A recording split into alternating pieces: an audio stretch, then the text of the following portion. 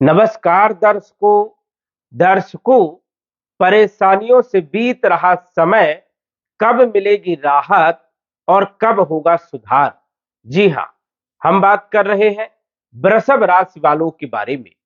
पिछले लंबे समय से वृषभ राशि वाले काफी परेशान चल रहे हैं, जबकि वर्ष 2025 से बड़ी आशाएं थी कि वर्ष 2025 प्रारंभ होगा, हमारी परिस्थिति बदलेगी, हमें लाभ मिलेगा, हमारी योजनाओं में सफलता मिलेगी, कर्मों के अनुसार से फल मिलेंगे और हम संघर्ष करेंगे तो उसमें हमें सफलता मिलेगी। कैरियर बढ़िया रहेगा, स्वास्थ्य बढ़िया रहेगा और हमें हर क्षेत्र में सफलता मिलेगी। लेकिन वर्ष 2025 प्रारंभ होते ही परेशानियां बढ़ गई। जबकि ग्रहों की स्थिति के बारे में यदि हम बात करें तो वृषभ राशि वालों के लिए उतनी नकारात्मक स्थिति नहीं है। ग्रहों की जो स्थिति है गोचर के अनुसार से वृषभ राशि वालों के लिए बहुत ही खास है और अच्छे परिणाम मिलने चाहिए, लेकिन अभी तक कोई खास अच्छे परिणाम देखने को नहीं मिले। क्या कारण है? क्या वर्ष 2025 इसी प्रकार बीतेगा या कुछ बड़े बदलाव देखने को मिलेंगे? आने वाला समय कैसा रहने वाला है, इस वीडियो के माध्यम से विस्तार से जानेंगे और आपके सभी क्षेत्रों के बारे में चर्चा करेंगे। आपके स्वास्थ्य के बारे में, आपके धन के बारे में, आपकी नौकरी के बारे में, आपके व्यापार के बारे में, शिक्षा के बारे में, संतान के बारे में, लव लाइफ के बारे में, वैवाहिक जीवन के बारे में, कंपटीशन के बारे में, भाग्य के बारे में, लाभ हानि के बारे में और विदेश की यात्राओं के बारे में आदि हम सभी क्षेत्रों के बारे में विस्तार से जानेंगे और सटीक जानकारी बताने का प्रयास करेंगे। तो आइए जानते हैं। उससे पहले यह समझिए कि यह फलादेश चंद्र राशि पर आधारित है। नाम राशि के आधार पर भी जान सकते हैं और लग्न राशि के आधार पर भी जान सकते हैं। वर्ष 2025 में यदि हम ग्रहों की स्थिति के बारे में बात करें तो वृषभ राशि के अनुसार से ग्रहों की जो स्थिति है वो काफी हद तक अच्छी है, लेकिन अभी तक कोई खास अच्छे परिणाम क्यों नहीं मिल रहे हैं? कारण यह है कि 5 ग्रहों की युति अभी भी आपके लाभ भाव में चल रही है। अब ये युति जो है लाभ भाव में कुछ ग्रह शुभ है, मित्र है और कुछ ग्रह शत्रु है। एक ही घर में मित्र भी हो और शत्रु भी हो तो स्वतंत्र रूप से कोई भी कार्य सही ढंग से नहीं हो सकता, क्योंकि शत्रु चाहेंगे कि किसी भी प्रकार से काम को बिगाड़ा जाए और मित्र चाहेंगे कि किसी भी प्रकार से काम को पूर्ण रूप से सफल बनाया जाए। अब यहां पर शत्रु और मित्र दोनों होने के कारण लाभ भाव से जो फल मिलने चाहिए वो अभी नहीं मिल पा रहे और ये स्थिति कब तक रहने वाली है, कब सुधार होगा? यदि हम बात करें वृषभ राशि के स्वामी शुक्र के बारे में तो शुक्र की स्थिति भी सबसे बढ़िया है और 12 राशि के बारे में यदि हम बात करें तो 12 राशि में सबसे जो मुख्य राशि है इस समय और सबसे जो ग्रहों की स्थिति बेहतर है वो है वृषभ राशि वालों के लिए। वृषभ राशि वालों को सबसे अच्छे परिणाम इस टाइम पे मिलने चाहिए, लेकिन अभी उनको उतने अच्छे परिणाम देखने को नहीं मिल पा रहे हैं, क्योंकि गुरु आपके लगन भाव में वृषभ राशि में गोचर कर रहे हैं और आपके लग्नेश राशि के स्वामी जो शुक्र है वो उच्च राशि में गोचर कर रहे हैं। साथ ही साथ लक्ष्मी नारायण राजयोग बना करके गोचर कर रहे हैं, नीच भंग राजयोग बना करके गोचर कर रहे हैं, साथ ही साथ राशि परिवर्तन राजयोग बना करके गोचर कर रहे हैं। तो राशि के जो स्वामी है शुक्र वो कई सारे राजयोग बना रहे हैं और वृषभ राशि वालों के लिए जो टाइम है ये बहुत खास रहने वाला है, क्योंकि अद्भुत परिणाम जो है शुक्र यहां पर देने का काम करेंगे। अब लाभ भाव की यदि हम बात करें तो यहां पर आप देख रहे हैं कि राहु के साथ शनि की युति है, जो कि प्रेत दोष बनता है, पिशाच दोष बनता है और ये एक अशुभ दोष माना जाता है। राहु के साथ शुक्र चारित्रिक दोष बनाता है, चरित्र में दाग लगना, अपमान होना, मान सम्मान में कमी होना और कहीं ना कहीं गलत आरोप लगना।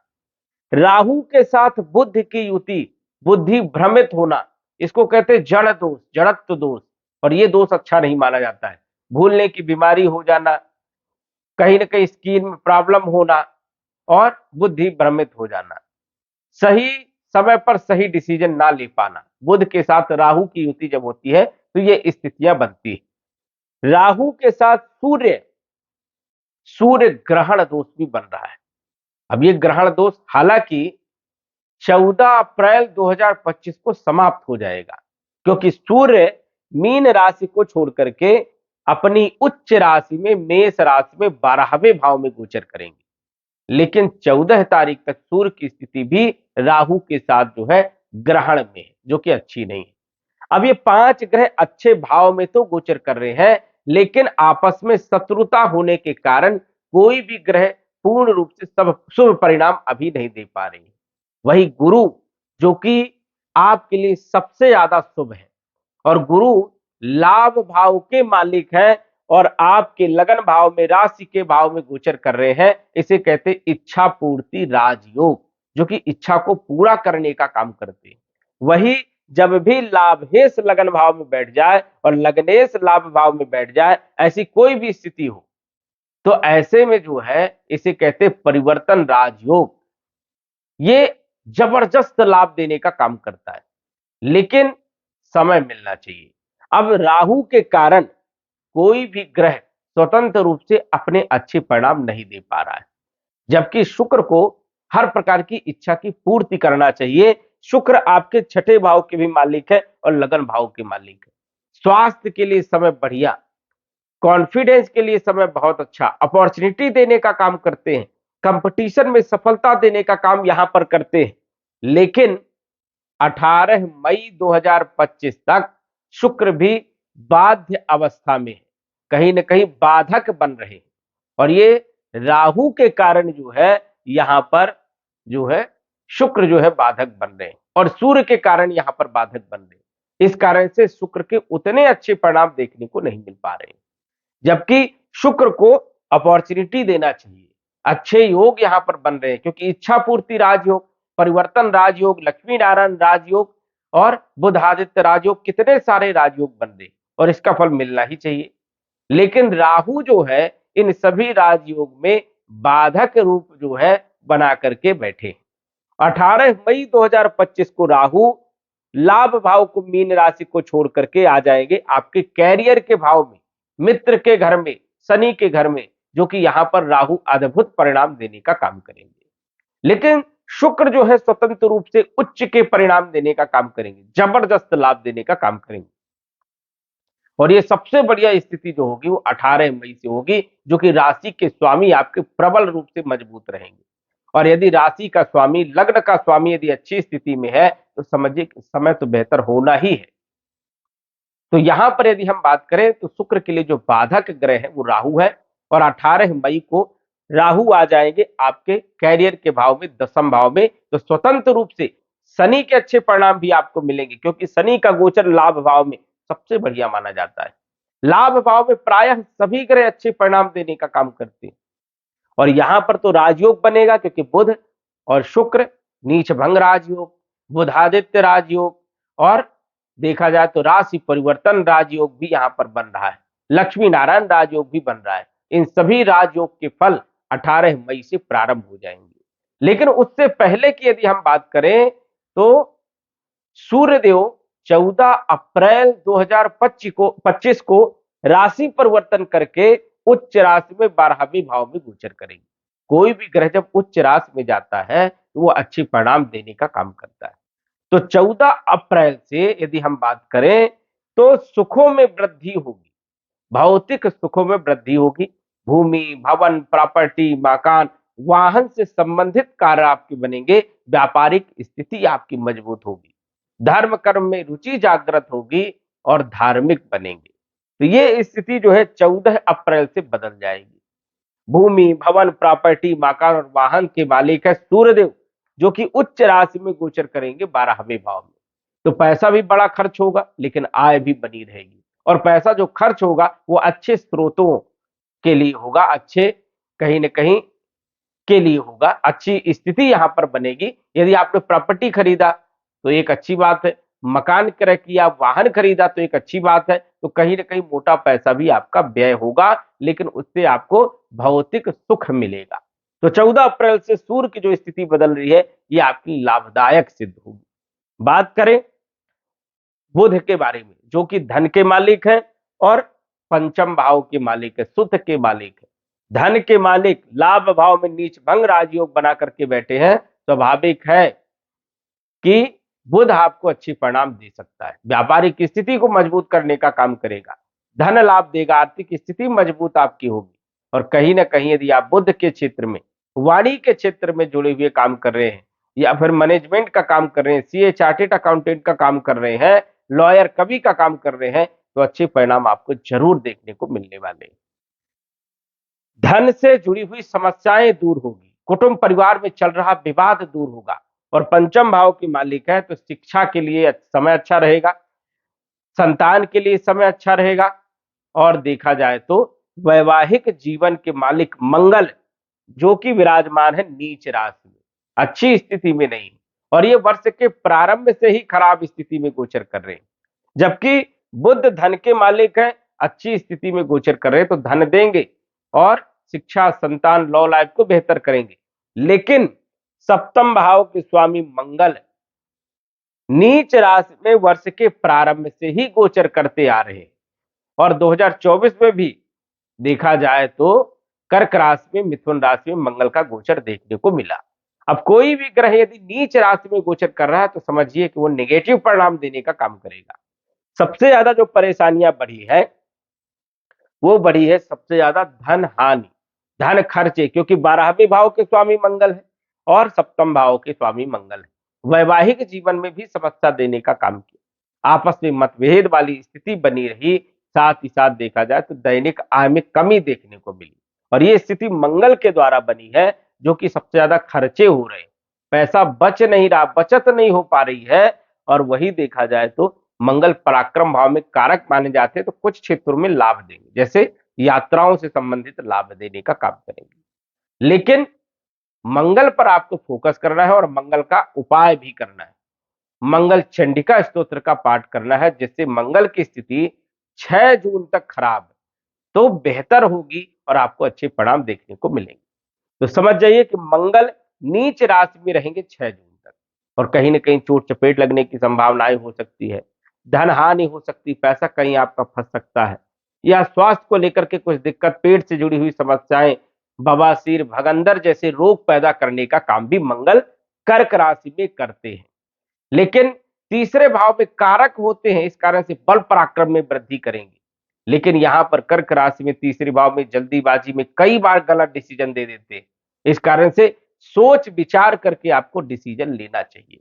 तो मंगल की स्थिति अभी भी 6 जून तक अच्छी नहीं है, और मंगल आपके सप्तम भाव के मालिक है, वैवाहिक जीवन के मालिक है, व्यापार के मालिक है और विदेश की यात्राओं के मालिक है। तो विदेश से जुड़े हुए कार्यों में भी परेशानियां उत्पन्न होंगी, बाधाएं आएंगी, तो इस चीज का आपको ध्यान रखना और उपाय करना है। इसके बाद यदि हम बात करें गुरु के बारे में, गुरु आपके अष्टम भाव के मालिक है और लाभ भाव के मालिक है। राशि परिवर्तन राजयोग बना करके गोचर कर रहे हैं लगन भाव में, और इच्छा पूर्ति राजयोग, राशि परिवर्तन राजयोग बना करके गोचर कर रहे हैं, जो कि अद्भुत है। गुरु यहां पर कितनी भी परिस्थिति खराब हो, कितनी भी बड़ी परेशानी हो, निकालने का काम करता है। तो यहां पर गुरु की स्थिति बढ़िया है, और गुरु जो है शिक्षा, संतान, लॉ लाइफ को बेहतर करने का काम करेंगे, वही वैवाहिक जीवन को सुधारने का काम करेंगे, व्यापारिक स्थिति को मजबूत करने का काम करेंगे। देखा जाए तो कैरियर में भी और भाग्य भाव में भी गुरु की नवम दृष्टि होने के कारण भाग्य का पूरा साथ मिलेगा। तो गुरु पॉजिटिव रिजल्ट देने का काम करेंगे, इसमें कोई संशय वाली बात नहीं है। गुरु की स्थिति आपके लिए बढ़िया है। यही गुरु 14 मई 2025 को आ जाएंगे धन भाव में। धन भाव में गुरु कारक माने जाते हैं, तो यहां पर धन लुटाने का काम करेंगे। आर्थिक स्थिति आपकी मजबूत रहने वाली है, कोई किसी प्रकार की दिक्कत नहीं रहेगी। तो गुरु का जो सेकेंड हाउस में गोचर होगा, ये आपके लिए सबसे बढ़िया और महत्वपूर्ण रहने वाला है, क्योंकि गुरु आपके लिए पॉजिटिव होने वाले हैं। सबसे बढ़िया परिणाम देने का काम गुरु करे, इसलिए जो है गुरु पर भी आपको फोकस करना चाहिए।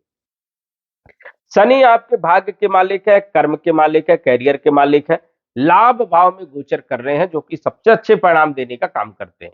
लेकिन राहु के साथ विराजमान होकर के यहां पर शनि जो है न्यूट्रल हो गए हैं और अपने परिणाम नहीं दे पा रहे हैं।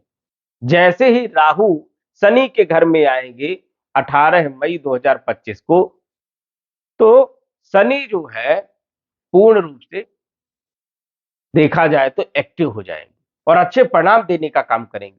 और शनि आपकी कुंडली में भाग्य के मालिक है, तो ये समझिए कि 18 मई के बाद भाग्य का साथ भी मिलेगा। कैरियर के मालिक है, तो कैरियर में या तो नौकरी में प्रमोशन मिल सकता है, व्यापार में वृद्धि या नई नौकरी के योग भी बनेंगे। तो आर्थिक स्थिति आपकी मजबूत होगी। तो ये सबसे बढ़िया स्थिति है कि शनि आपको लाभ देंगे, लेकिन 18 मई 2025 के बाद लाभ देंगे स्वतंत्र रूप से। इस चीज का आपको ध्यान रखना है। वही जो ये युति बन रही है लक्ष्मी नारायण राजयोग लाभ भाव में, धन के लिए बहुत अच्छी मानी जाती है, धन के स्रोत पैदा होते हैं। राशि परिवर्तन राजयोग से जो है, यदि आप स्थान परिवर्तन करते हैं तो भी अच्छे परिणाम देखने को मिलेंगे, ये भी एक अच्छी स्थिति है। बुधादित्य राजयोग जो बन रहा है बुद्धि के लिए बहुत अच्छा है, लेकिन बुध नीच राशि में गोचर करेंगे, खान पान पर आपको थोड़ा सा ध्यान रखना है। और सूर्य तो जो है अप्रैल के महीने में 14 अप्रैल को राशि परिवर्तन करके उच्च राशि में गोचर करेंगे, जो कि लाभदायक सिद्ध होंगे। तो ये स्थिति आपके लिए सबसे बढ़िया है। राहु राहु 18 मई को आ जाएंगे आपके 10वें भाव में और शनि के घर में गोचर करेंगे, मित्र के घर में। शनि के अनुसार फल देने का काम करेंगे और शनि की स्थिति जो है आने वाली 2.5 वर्ष तक अच्छी है, तो स्वाभाविक है कि कहीं ना कहीं अच्छे परिणाम देखने को मिलेंगे और हर क्षेत्र में अच्छे परिणाम देखने को मिलने वाले हैं। राहु लाभ भाव में सोशल मीडिया में सफलता देने का काम करता है। यदि आप नेटवर्किंग से जुड़े हुए हैं, इलेक्ट्रॉनिक से जुड़े हुए हैं, जबरदस्त लाभ देने का काम यहां पर राहु करते हैं। केतु जो कि पंचम भाव में विराजमान है, यहां पर पेट से जुड़ी हुई समस्या देने का काम केतु करते हैं, लेकिन स्पिरिचुअलिटी वाले क्षेत्रों से जो है कहीं ना कहीं लाभ देना और लगाव बढ़ जाना, ऐसी स्थिति यहां पर बनती है। तो केतु शिक्षा, संतान और लॉ लाइफ को भी बेहतर करने का काम करेंगे। तो केतु की स्थिति भी आपके लिए बढ़िया रहने वाली है। कुल मिलाकर के यदि हम बात करें तो जो महीना है, मई का महीना, अप्रैल का महीना, ये बड़ा खास रहने वाला है और कहीं ना कहीं ग्रहों की स्थिति पॉजिटिव रहेगी और आपको सफलता जरूर मिलेगी। कहीं ना कहीं जो है ये स्थिति आपके फेवर में रहने वाली है। तो दर्शकों, आज बस इतना ही। धन्यवाद। यदि आप अपनी कुंडली का विश्लेषण घर बैठे करवाना चाहते हैं तो दिए गए व्हाट्सएप नंबर से संपर्क करें। साधारण फीस जमा करके आप अपनी कुंडली का विश्लेषण फोन के माध्यम से घर बैठे ही करवा सकते हैं और जान सकते हैं अपने भूत, भविष्य और वर्तमान के बारे में। धन्यवाद। WhatsApp number 9479893911।